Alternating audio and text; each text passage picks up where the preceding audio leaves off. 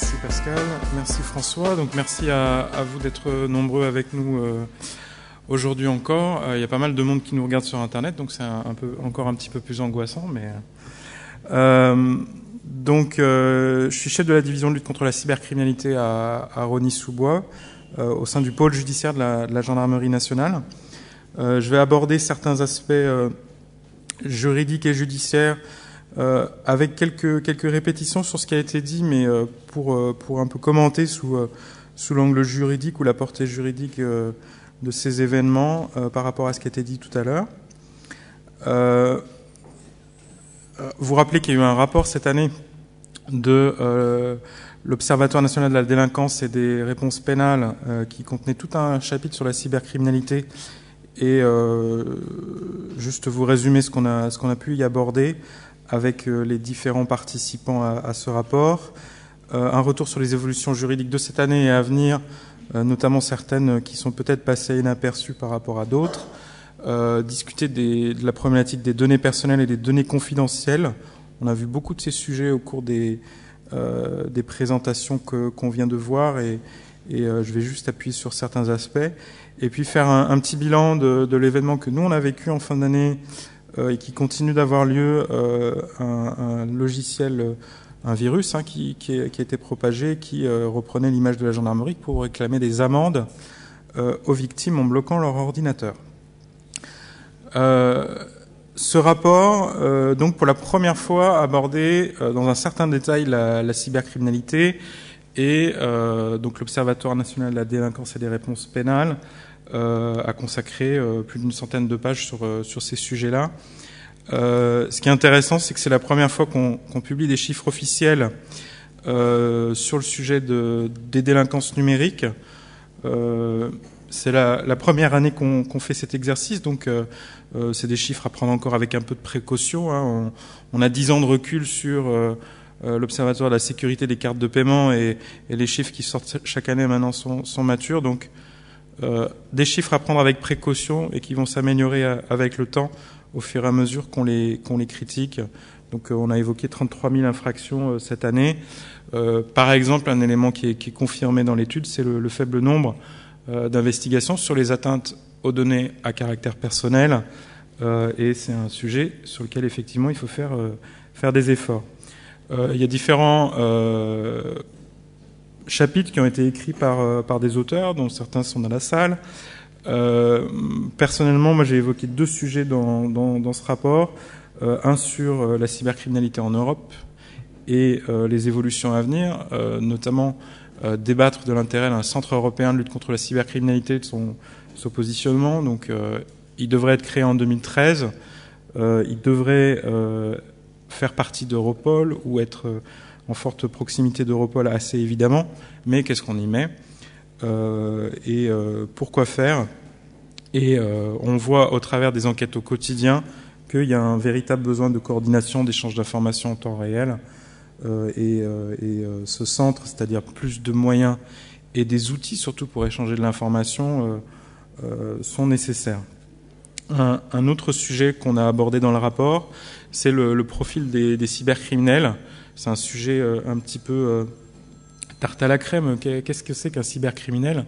On a parlé des activistes à l'instant, qui est un des angles parmi lesquels il y a des cybercriminels.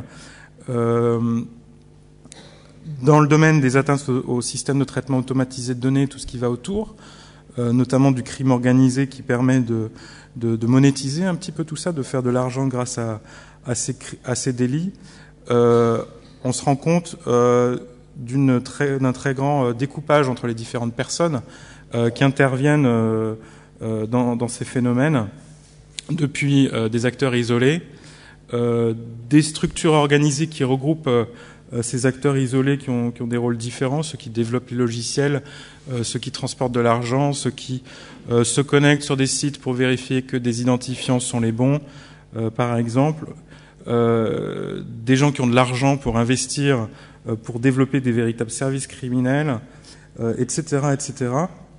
Et donc une très forte implication du crime organisé. C'est important de s'en rendre compte. et d'autres acteurs à la marge, avec toujours la question du rôle des États et des entreprises, par exemple, dans ce type d'action, et des personnes qui se posent des questions, par exemple les chercheurs en sécurité, quels vont être les usages ou les mésusages de ce qu'on développe en sécurité en matière de les mésusages par des cybercriminels. Un certain nombre de nouveaux textes sont à l'étude ou ont été votés au cours de l'année. La LOPSI 2 qui a fait pas mal de débats, qui contenait un grand nombre de dispositions. Je ne vais pas revenir sur le détail, mais le blocage des sites pédopornographiques a été introduit dans le droit français par ce biais, l'usurpation d'identité et les dispositifs de captation de données. Le sujet qui était mûr d'emblée, c'est l'usurpation d'identité sur Internet, et on l'a bien vu, nous, sur le terrain. Alors, je ne peux pas vous citer de cas nominativement, puisque justement l'intérêt c'est de protéger les personnes qui en sont victimes.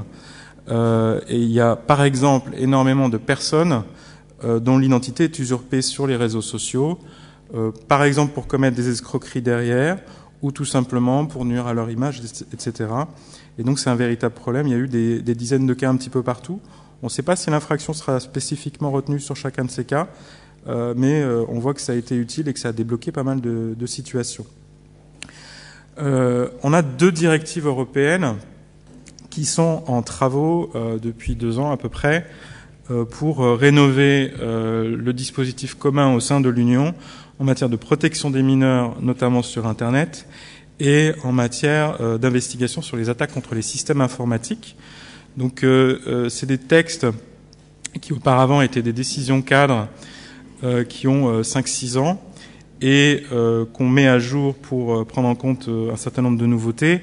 Et le 13 décembre 2011, la directive 2011-92/UE a été publiée en matière de protection des mineurs, et elle reprend notamment un certain nombre de dispositions qui existent en France ou de dispositifs qui ont été développés en France, comme par exemple le travail sur les images et les vidéos pour travailler à l'identification. Donc en France, on a une initiative. Au niveau d'Europol, il y a des travaux. Il y a d'autres pays qui travaillent là-dessus. La directive vise à ce que tous les pays européens travaillent sur l'identification des victimes et des auteurs représentés sur ces documents illégaux. Autre point, le blocage des sites pédopornographiques est une des options qui sont ouvertes par la directive européenne. Et donc, c'est un sujet qui va être débattu juridiquement dans les pays partenaires. La directive sur les attaques contre les systèmes informatiques, donc elle n'est pas encore pleinement votée, mais elle inclura notamment un point assez fort sur les botnets. Vous avez pu voir au cours des années passées que c'est devenu un sujet important qu'on a évoqué au travers de quelques exemples encore cette année. Réprimer spécifiquement la mise en place d'un botnet, c'est important. On a encore des pays qui viennent nous voir à des réunions et qui n'ont pas d'outils juridiques pour faire face au botnet en tant que tel. Ils peuvent faire face à ses conséquences, mais pas à l'existence même de ce type d'infrastructure criminelle. Donc c'est important que les textes européens évoluent en ce sens. Dernier point pour l'année. On a transposé en droit français l'obligation de notification des incidents de sécurité concernant les traitements de données à caractère personnel chez les opérateurs, donc qui venaient du paquet télécom. C'est une harmonisation au niveau européen qui a été opérée. C'est une première étape qui est très intéressante, qui change un petit peu le rapport avec les opérateurs, notamment dans leur gestion des incidents. Je pense que ça amène une certaine maturité. Il faudra que ce soit étendu aux autres professionnels, ne serait-ce que par non seulement par équité, mais par équilibre au sein de tout ce qui se passe sur Internet, par exemple. C'est pas normal que des données qui sont chez un opérateur soient mieux protégées que lorsqu'elles sont chez un autre type de prestataire sur les réseaux par ailleurs. Et donc il y aura certainement des évolutions juridiques dans les années à venir. Pourquoi pas une généralisation de ce principe d'obligation de notification des incidents qui concernent les données à caractère personnel. On a beaucoup évoqué donc le sujet de la protection des données personnelles, des fuites de données confidentielles cette année. Il y a eu quelques exemples, je vais revenir sur certains d'entre eux.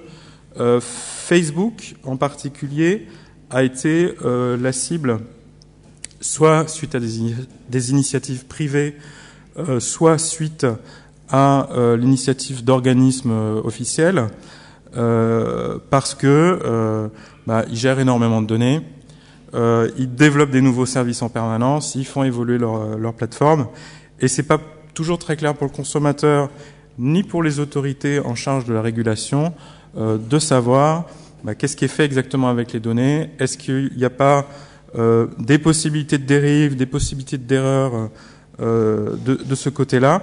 Et donc ils sont cette année particulièrement sous le regard de ces autorités, en Europe au travers de l'autorité irlandaise de protection des données à caractère personnel qui est chargée de la surveillance de ces activités, puisque Facebook est basé en Irlande pour l'Europe, et puis aux États-Unis par l'autorité en charge de la protection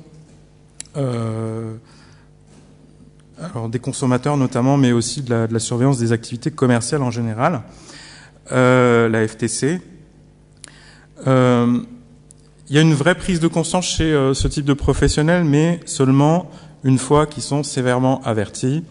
Ça en a été un peu la preuve là cette année. Il y a eu des réponses assez intéressantes de Facebook en ce sens. Il y a eu des grosses évolutions dans la transparence de leur dispositif. Même chose pour Google et d'autres plateformes. C'est nécessaire d'opérer ces contrôles et de le faire au grand jour et de clarifier les choses.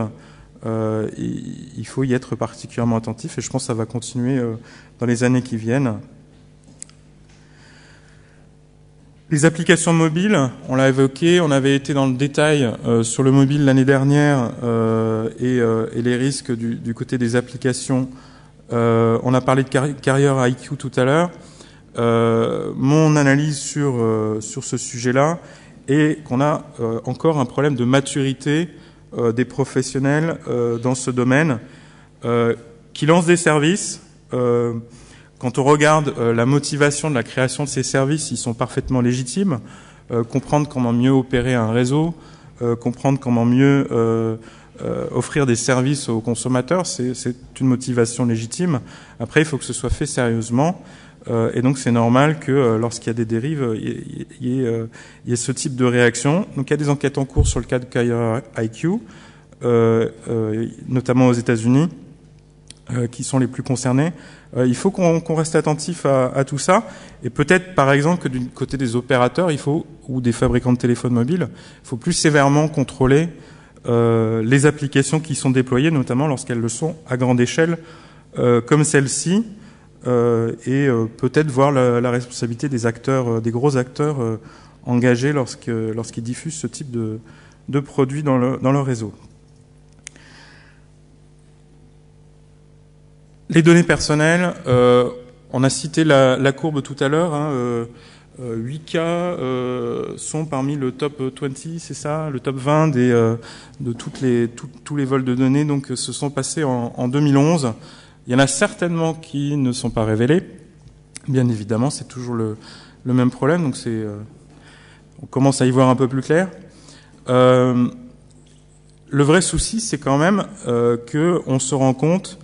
C'était le cas avec l'affaire Sony, c'est le cas avec certaines des affaires cette année. Les professionnels qui traitent ces données ne les considèrent pas suffisamment précieuses pour les protéger au niveau qui est nécessaire. Ou alors parfois il y a des erreurs graves qui sont commises même quand des systèmes de sécurisation sont mis en place. Donc c'est nécessaire qu'il y ait une véritable prise de conscience. Ça donne presque l'impression qu'il faut qu'il y ait des véritables enquêtes judiciaires qui soient ouvertes sur les failles de sécurité qui sont révélées ainsi. Et est-ce que la législation est à la hauteur? On évoquait tout à l'heure l'obligation de notification des incidents. Je répète qu'elle devrait être étendue à tous les professionnels, puisque c'est un message qui permet de faire progresser les choses. Les données sensibles. Alors ça, c'est un sujet qui est important pour tous. qu'on soit dans le secteur privé ou dans le secteur public, d'une part, les usages permettent de multiplier ou d'augmenter la possibilité de fuite de ces informations sensibles. C'est typique de l'affaire du bac S cette année. C'est parce que l'information a été reproduite très rapidement grâce aux outils modernes de communication qu'elle a pris cette ampleur-là, ne serait-ce qu'en termes d'image et de gestion d'incidents. En soi, c'est un événement comme il y en a eu quasiment chaque année au bac. Il y a des petites erreurs dans la sécurisation de la fabrication de ces épreuves, et c'est prévu puisque il y a des sujets de secours par exemple, mais l'ampleur a été particulièrement importante. Donc là, on sait que les données sont sensibles. Dans d'autres cas, les entreprises, les personnes qui gèrent des données ne savent pas ce qui est sensible pour elles. On avait une discussion il y a quelques mois à Monaco, aux assises de la sécurité. On voyait qu'il y avait peu de conscience de qu'est-ce qui est sensible dans mon entreprise ou dans mon organisation, qu'est-ce que je dois protéger le plus. Et donc cette première étape est essentielle. Et ensuite, est-ce qu'on a prévu la manière de protéger ces informations et les réactions à apporter. Donc beaucoup de progrès encore à faire dans ce domaine-là, et peut-être des évolutions juridiques nécessaires pour aider les victimes de fuite de données incontrôlées. Donc par exemple en réprimant explicitement le vol de données confidentielles. Aujourd'hui, les données confidentielles de l'État sont protégées, le secret défense, etc., mais pas dans le domaine des entreprises. Et donc peut-être qu'il y a besoin de cet outil-là aussi à l'avenir. Pour terminer, il me reste à peu près 5 minutes. Petit événement qu'on a vécu en fin d'année, donc un virus qui s'est propagé en réalité à travers le monde entier. A priori, c'est un groupe criminel basé à l'est de l'Europe, vraisemblablement en Russie, qui est à l'origine de ça, qui s'en prend non seulement à l'image de services de police, mais aussi d'autres services officiels des différents États. Mais il s'est rendu compte qu'avec les services de police, ça marchait bien. L'idée, c'est un virus qui se propage par des failles dans les navigateurs et dans les systèmes d'exploitation des gens qui visitent des sites à fort trafic, insérés par exemple dans des manières publicitaires ou insérés suite à un piratage de ces sites, et ce de façon ciblée, c'est-à-dire que les sites qui sont porteurs de cette contamination pour les Français sont beaucoup plus en France, et ainsi de suite. Et ils diffusent préférentiellement les versions françaises du virus vers les utilisateurs français. Ce qui fait que, au départ, vers le mois de novembre, on avait des tentatives qui ont commencé à émerger en France avec la police allemande dont l'image était exploitée, puis début décembre avec celle de la gendarmerie. Les personnes sont invitées à payer une amende parce qu'elles auraient diffusé des images pédopornographiques. Dans le dernier exemple qui est là, aussi commis de la propagande terroriste, donc un petit peu tout un amalgame. On voit l'adresse IP de la personne, donc elle se sent particulièrement identifiée et surveillée, et on lui propose de payer par différents systèmes de cartes prépayées. Et on a eu quelques milliers donc de victimes qui ont vu leur ordinateur bloqué, et de l'ordre d'une centaine qui ont fini par payer l'amende, c'est-à-dire à se rendre au bureau de tabac pour acheter un ticket Ucash, PaySafeCard notamment. Comment est-ce qu'on a réagi à ça? Ça a été assez intéressant comme opération. D'abord, grâce aux échanges entre tous les enquêteurs spécialisés et toute la communauté des correspondants locaux, qui viennent épauler les enquêteurs spécialisés donc au niveau de la gendarmerie. Rapidement, on a fait circuler l'information. On a malheureusement été aussi, dans certains cas, obligés d'aider les gens à désinfecter leurs machines, ce qui n'est pas tout à fait le rôle de la gendarmerie, mais ce qui a été fait par pas mal d'enquêteurs dans pas mal de situations. On a travaillé avec ceux qui distribuent ces tickets, donc Altadis notamment, du côté des bureaux de tabac, pour informer plus efficacement directement dans les bureaux de tabac auprès des clients, mais aussi auprès de ceux qui revendent ces tickets. Et parce que bien évidemment, c'était vers eux que se tournaient d'abord les gens lorsqu'ils se rendaient compte qu'il y avait un problème. Il y aura d'autres types d'actions de ce type-là. On le voit là sur l'exemple qui est là. Alors vous voyez pas très bien. Il y a des fautes d'orthographe, comme d'habitude. Il y a un certain aspect illogique à ce que la gendarmerie se tourne vers le public directement sur son ordinateur pour réclamer de payer une amende par un moyen de paiement prépayé. Et pourtant, il y a des gens qui tombent dans le panneau. C'est le principe même de l'escroquerie. On trouve tout un tas de biais pour faire peur, pour appuyer là où ça peut faire mal. On a eu des gens qui ont payé parce que elles utilisaient l'ordinateur d'une autre personne et elles étaient embêtées parce qu'il était bloqué à cause d'elles, parce qu'ils étaient allés sur des sites pornographiques et n'en avaient pas parlé à leurs parents, à leurs femmes, etc., parce qu'ils avaient joué à des jeux d'argent, donc ils croyaient que ça avait un rapport. Enfin bon, il y a toujours des raisons pour lesquelles on croit être concerné par ça et on n'a pas envie d'en parler à quelqu'un. Il y a quand même énormément de gens qui ont contacté la gendarmerie et ça c'est bien, et qui ont pu obtenir une information précise sur cette chose-là. J'espère qu'il y aura des échanges avec les collègues des autres pays pour essayer d'identifier plus précisément l'origine de cette attaque, et j'espère qu'on n'aura pas trop d'affaires de ce type-là à l'avenir non plus. Et en tout cas, ça a été une expérience assez intéressante qui a montré qu'on avait un dispositif efficace pour y répondre. J'en ai terminé et je cède la parole au dernier.